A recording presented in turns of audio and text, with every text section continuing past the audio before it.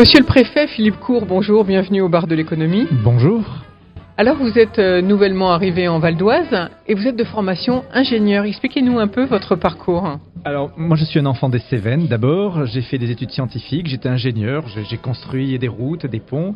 Et puis après ma vie professionnelle a bifurqué au gré des rencontres, travaillant en alternance à Paris et puis dans les départements en région. Et je me retrouve ici après avoir déjà travaillé pendant 5 ans en région francilienne dans les Yvelines, dans le département du Val d'Oise, depuis la fin du mois de mars.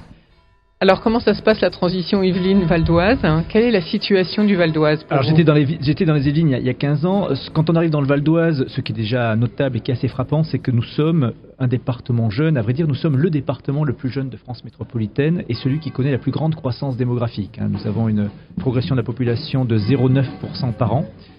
Et finalement, gagner la population, c'est à la fois une chance extraordinaire, et puis c'est aussi un sujet en jeu, puisqu'il faut accompagner l'accroissement de la population en termes d'équipement, en termes de services, en termes de logement, pour tout ce qui permet de vivre de manière agréable dans un département comme le nôtre.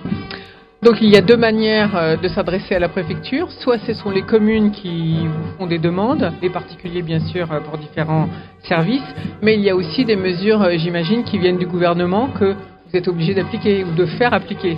C'est ça la méthode ? La préfecture, ou plus généralement les services de l'État dont j'ai la charge, sont d'abord au service de ceux qui vivent dans notre pays, dans notre département, avec deux grandes missions. La première mission constitutionnelle du préfet, c'est de représenter l'État, d'assurer la permanence de l'État, de garantir les lois. Et puis la seconde mission, c'est d'être le représentant du gouvernement, c'est-à-dire de mettre en œuvre les choix qui ont été opérés par ceux qui ont été légitimement élus par les Français. Ce qui veut dire que vous êtes un petit peu le garant, si je puis dire. Le garant, je ne sais pas si j'en suis le garant. En tout cas, j'ai un certain nombre de responsabilités qui sont écrites et qui sont prévues. Je suis surtout à la recherche en permanence de partenariats, parce qu'aujourd'hui, on ne fait rien dans notre société sans construire des partenariats, sans susciter de la confiance, sans fédérer un certain nombre d'acteurs, publics comme privés, autour de soi. Et souvent nous accompagnons, l'État est un accompagnateur de beaucoup de projets, comme ici à Bessancourt. Quand il y a des très belles initiatives, nous sommes également là pour les supporter et pour les soutenir. Alors justement, Philippe Court, on se retrouve aujourd'hui pour la fête spéciale Centre-Bourg de Bessancourt, donc petit village du Val d'Oise. Le thème à Bessancourt, c'est l'aménagement du territoire. Ça, le maire va nous en parler dans quelques minutes. Quel est pour vous le rôle des collectivités dans la transition écologique ? Alors Bessancourt est un excellent exemple, parce que la transition écologique, c'est d'abord et avant tout du quotidien. Ce sont des choses concrètes, ce sont des choses que l'on vit. On le vit au travers des aménagements urbains, des programmes de rénovation énergétique que l'on peut conduire. On le vit également en pensant la ville, en faisant en sorte que les constructions, l'écoquartier soient proches de la gare, en pensant aux déplacements, aux mobilités, en pensant à ce qu'on appelle toutes les aménités, c'est-à-dire tout ce qui fait qu'une vie est agréable à vivre. L'écologie, c'est d'abord quelque chose de quotidien. Ce n'est pas des grands traités internationaux, ce sont des choses très concrètes que l'on connaît, que l'on rencontre au bas de chez soi. Et donc du coup, est-ce qu'il y a des mesures prises par le gouvernement que vous devez suivre absolument, ou qu'il est important de mettre en avant ? Est-ce qu'il y a des priorités ? En fait, vous savez, en matière de transition écologique, une des manières assez simples de voir où se trouvent les priorités, c'est de penser à ce qui nous entoure, c'est-à-dire aux éléments. Il faut penser à l'air, il faut penser à l'eau, il faut penser à la terre. À l'air, d'abord, nous avons un enjeu qui est un enjeu colossal, qui est évidemment celui du réchauffement climatique et de la qualité de l'air. Et c'est d'ailleurs pour ça que tout ce qui est projet de mobilité douce, tout ce qui va limiter les émissions de carbone, tout ce qui est transformation des industries et des entreprises, mais également tout ce qui relève de la qualité énergétique des logements sont une priorité pour le gouvernement, pour l'État, mais aussi pour les collectivités. L'air d'abord. L'eau est également une des ressources qui est une ressource essentielle. Et un des grands défis, on l'a vu cet été avec les vagues de chaleur, un des grands défis que notre société a relevé, c'est continuer à préserver partout, non seulement chez soi, dans le pays, mais également dans le monde, une qualité de ressources en eau.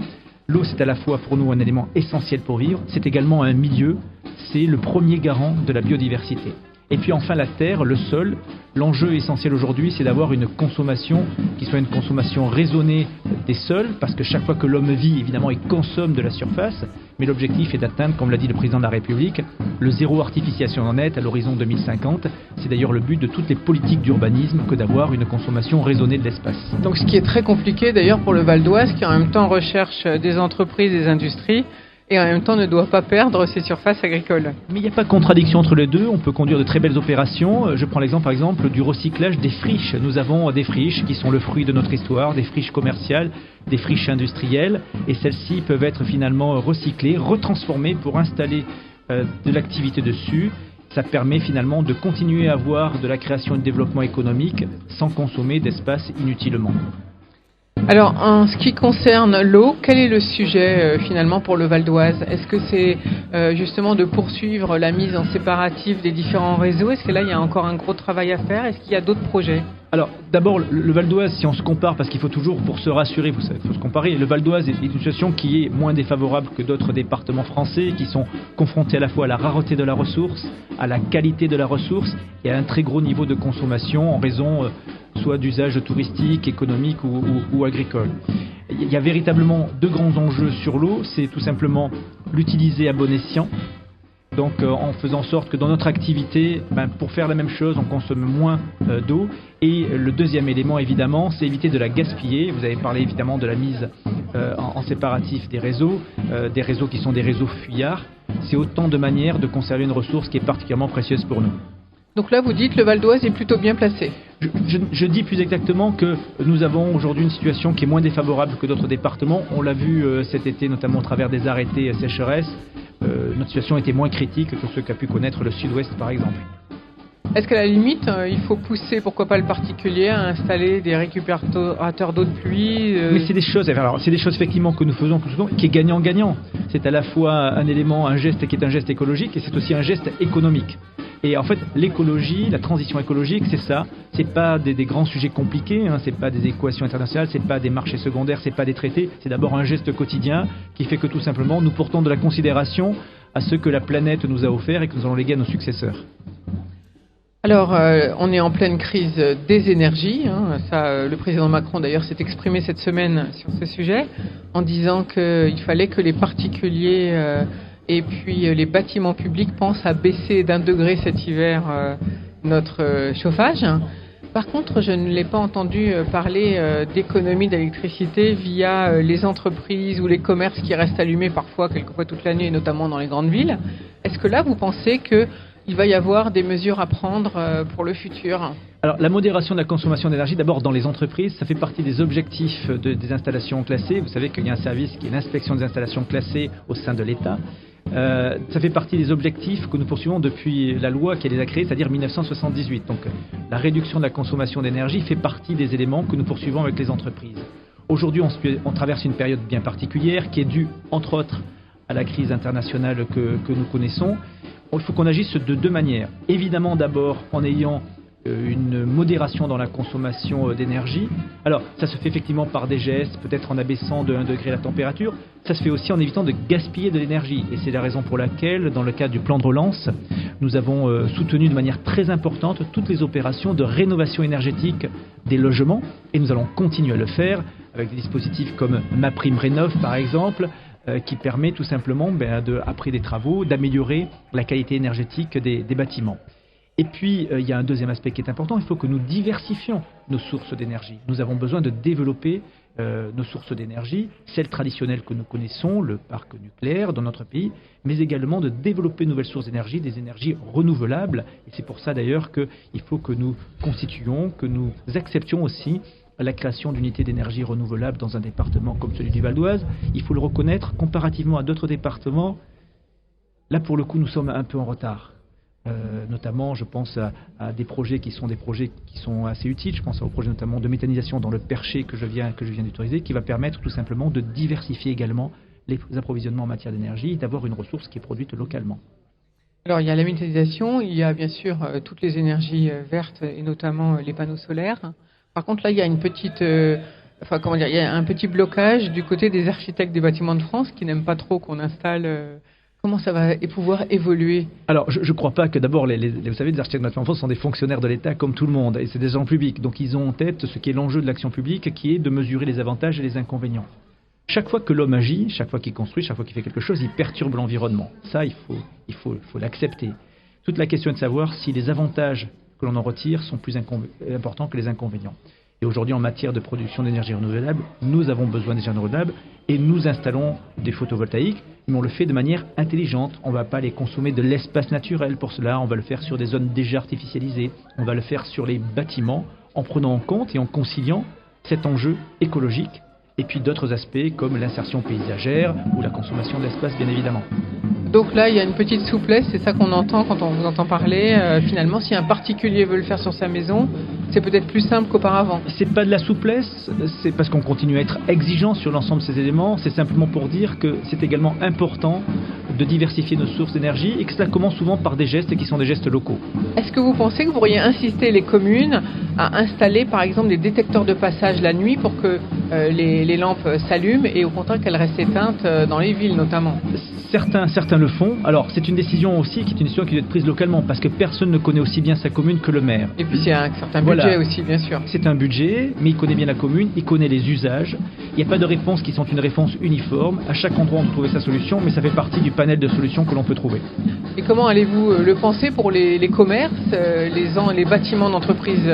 Est-ce qu'éventuellement ils vont avoir des consignes d'éteindre la nuit? Ce serait pas choquant. Et là aussi, c'est une opération qui est gagnant-gagnant. Parce que je pense par exemple au bureau qui reste allumé la nuit, parfois par négligence. C'est à la fois un geste qui n'est pas écologique, mais c'est aussi un poste de coût pour l'entreprise. Donc il y a un peu de comportement à modifier. Et finalement, c'est une opération qui est gagnante pour tout le monde. Parce que si on veut faire des économies, mais qu'en même temps on veut des voitures électriques, il va y avoir aussi un pic de consommation. Il va falloir pouvoir recharger ses batteries. Il faut pouvoir les recharger, mais avec ce grand bénéfice également qu'en passant des énergies fossiles à des énergies qui ne le sont pas, nous avons fondamentalement une évolution qui est utile pour notre planète, qui est utile en termes de rejet de carbone, qui est utile également en termes de limitation des rejets de toutes les particules et des microparticules. Donc c'est une bonne évolution que le passage à l'électrique du parc automobile. Philippe Court, vous êtes préfet du Val d'Oise. Vous avez parlé de ce projet de méthanisation au Val d'Oise, mais il y a aussi un projet d'hydrogène. Est-ce que vous pouvez nous dire où nous en sommes? Ça fait partie des champs sur lesquels le progrès scientifique accompagne le progrès de l'homme. Il faut toujours avoir confiance dans la science. L'hydrogène constitue certainement une ressource de production d'énergie assez intéressante. Nous sommes bien placés sur le sujet. On a à la fois besoin d'espace foncier, on a besoin d'avancées technologiques. Ça fait partie des projets qui sont soutenus notamment dans le cadre du plan de relance et qui sera soutenu dans le cadre de France 2030.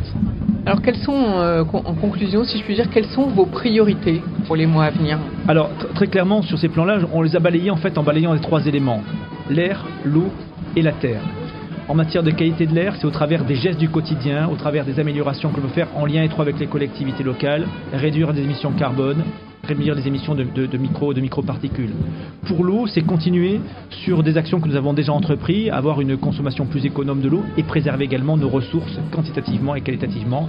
Et enfin le sol, poursuivre ce que nous faisons, c'est-à-dire avoir une consommation raisonnée qui va se réduire de plus en plus de la surface pour réutiliser, parce que nous avons quelques-uns, des espaces qui sont déjà artificialisés ou des friches que nous allons recycler. Dernière question, puisqu'on parlait des sols, Agoralim, où en est le projet? Alors le projet avance. Aujourd'hui, nous travaillons de manière assez étroite. Vous savez qu'Agoralim, c'est plusieurs choses. C'est tout à la fois un grand projet éducatif avec une grande cité scolaire internationale tournée vers les métiers de l'agriculture de demain. C'est également des projets de formation pour le supérieur. Donc nous travaillons de manière très étroite avec les collectivités sur le secteur du triangle de Golès et nous espérons bien déboucher sur un projet abouti au cours de l'année à venir. Merci beaucoup Philippe Court. Merci infiniment, à bientôt.